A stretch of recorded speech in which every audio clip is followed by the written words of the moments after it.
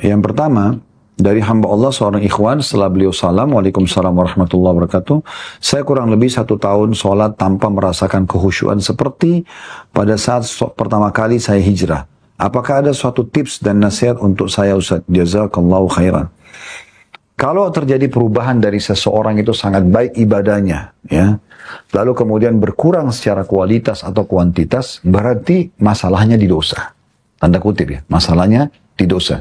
Saya berharap penanya di sini tidak tersinggung dengan kami sampaikan ini ya, karena semua orang berbuat dosa, bukan cuma kita. Nabi Adam alaihissalam, manusia pertama yang sudah melihat surga, melihat para malaikat, bisa melakukan pelanggaran, gitu kan? Jadi memang kita sebagai ahli sunnah wal jamaah punya satu prinsip dasar, al-imanu yazidu bit-ta'ah, iman itu akan bertambah dengan ketaatan. Di sini maksud dalamnya adalah kekhusyuan dalam ibadah, semangat dalam baca Quran, semangat dalam berzikir, semua ya. Yang baik-baik untuk ibadah itu bertambah dengan ketaatan, ya. Dan wayanqusu bil ma'siyah. Iman itu akan berkurang dengan kemaksiatan. Jadi hilang kurangnya kekhusyuan, malasnya berzikir. Bahkan kalau kita terus bergeliman dalam dosa, maka bisa kita tinggalkan itu. Dan itu dijadikan target oleh syaitan, ya. Karena orang yang rajin beribadah tidak bisa spontanitas syaitan suruh dia tinggalkan dosa itu, tapi dia buat manusia itu laleh dulu. Terutama kalau dia buat dosa, karena buat dosa itu seperti ibaratnya kalau ada angka 10 buat kekhusyuan dalam ibadah, semangat itu, dengan buat dosa kecil ini dia kurang, jadi 9. Dia buat lagi, sisa 8, buat lagi, sisa 7. Lama-lama kalau dia ulangi terus dan dia tidak menyesali, maka bisa jadi 0. Bahkan ada orang sudah tidak mau lagi ibadah. Dulu mungkin selalu sholat malam, tapi dia sudah tinggalkan. Dulu mungkin sholat berjamaah di masjid, dia tinggalkan. Dulu sudah hijrah jadi baik. Kalau dia meninggal bisa masuk surga, berubah kembali. Karena dia membuka pintu-pintu dosa tersebut. Nah, oleh karena itu ini yang pertama saya ajak penanya atau memberikan jawaban penanya di sini untuk beristighfar, perbanyak istighfar kepada Allah SWT dan bertobat kepada Astagfirullah wa atubu ilaih, terus ulang-ulangin. Dan Nabi SAW mengatakan saya beristighfar dan bertobat kepada Allah sehari 70 sampai 100 kali. Ya, jadi ulang-ulangin terus itu.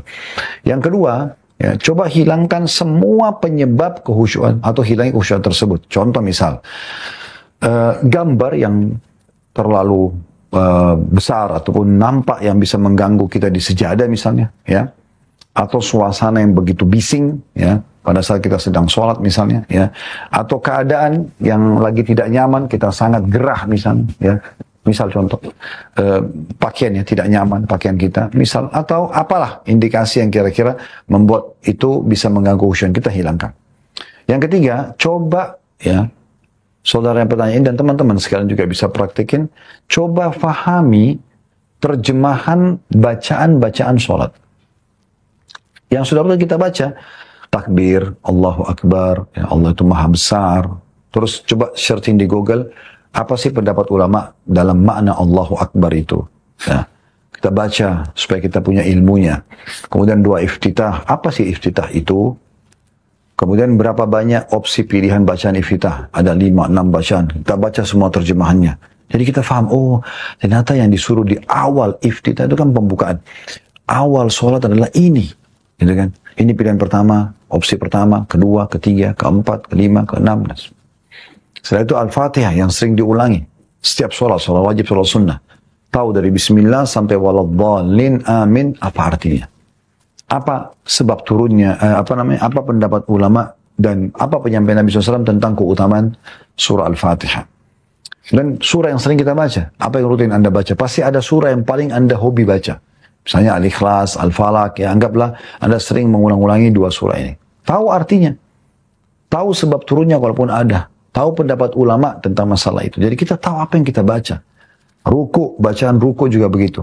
Ya, Subhana Rabbil Azim, apa artinya? Gitu kan? Kapan diperintahkan untuk diucapkan? Kenapa Nabi SAW perintahkan? Kita cari tahu. Sekarang HP kita ini menjadi perpustakaan berjalan. Kemudian juga i'tidal, sami Allah liman hamidah misalnya. Nah gitu, sama. Ya.